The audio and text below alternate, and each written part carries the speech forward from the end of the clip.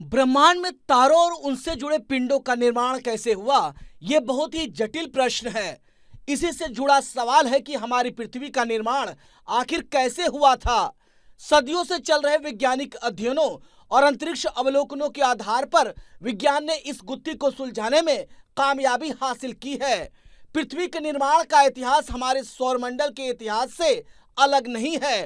पृथ्वी का निर्माण कैसे हुआ, इसे लेकर भी कई कहानियां हैं। पृथ्वी की उत्पत्ति लगभग 4.6 अरब साल पहले हुई थी। ये सौरमंडल के निर्माण के दौरान हुई थी, जो एक विशाल धूल और गैस के बादल के ढहने के कारण हुआ था।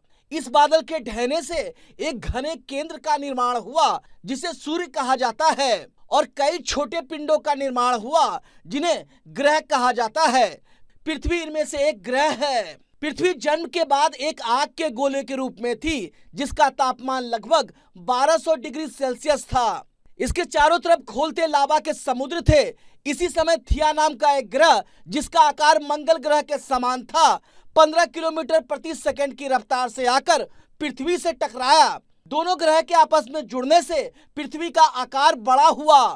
थिया ग्रह जब पृथ्वी से टकराया, उस समय पृथ्वी का एक छोटा सा हिस्सा अलग होकर पृथ्वी के चारों ओर घूमने लगा, जो आज पृथ्वी का अकेला प्राकृतिक उपग्रह हमारा चांद है। वहीं दूसरे हिस्सों से बुध, शुक्र, मंगल, गुरु, शनि, यूरेनस और नेपच्यून ग्रह और उनके चंद्रमा भी बने।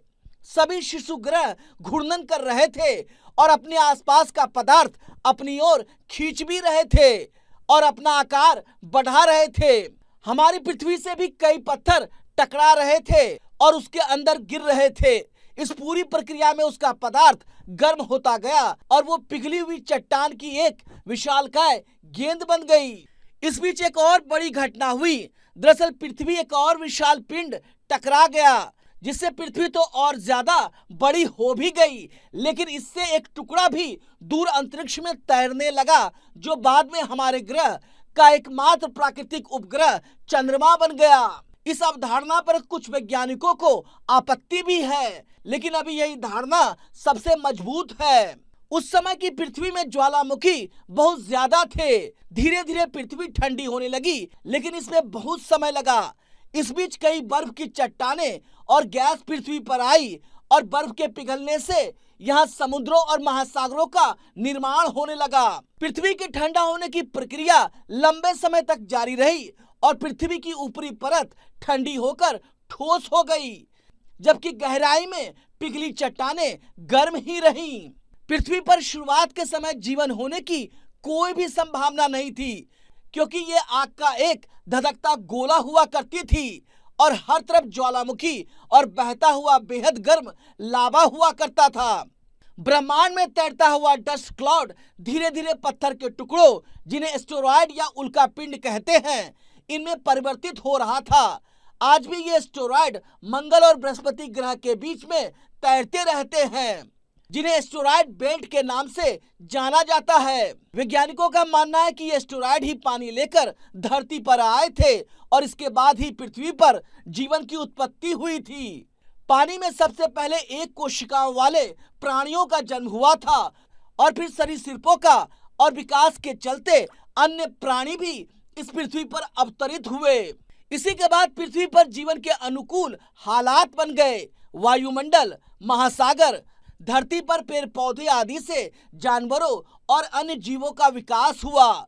इस दौरान पृथ्वी में महाविनाश की घटनाएं और कुछ चरम मौसमी बदलाव की घटनाएं भी हुई, जिससे कई तरह की नई प्रजातियों का आगमन हुआ। इस बीच डायनासोर आए और खत्म भी हो गए।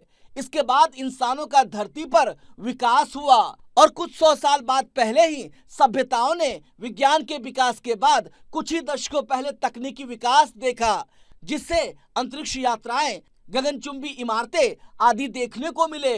जीवन की उत्पत्ति का सटीक रूप से पता नहीं लगाया जा सकता है, लेकिन इस बात के प्रमाण है कि बैक्टीरिया जैसे जीव 3.5 अरब साल पहले पृथ्वी पर रहते थे और वे शायद उससे भी पहले अस्तित्व में रहे होंगे, जब लगभग 4 अरब साल पहले पहली ठोस परत बनी थी। ये शुरुआती जीव आज रहने वाले जीवों की तुलना में सरल रहे होंगे।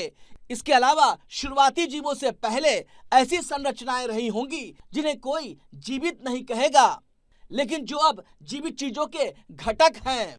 पृथ्वी को उसका नीला रंग पानी के कारण मिला है। असीम सागर में जब सूर्य का प्रकाश पड़ता है तो वो परावर्तित होकर आसमान में चला जाता है। पृथ्वी का वातावरण इस नीले रंग को परावर्तित करता है और पृथ्वी हमें नीले रंग की दिखने लगती है। कुल मिलाकर कह सकते हैं कि पृथ्वी के बनने की कहानी बेहद रोचक है।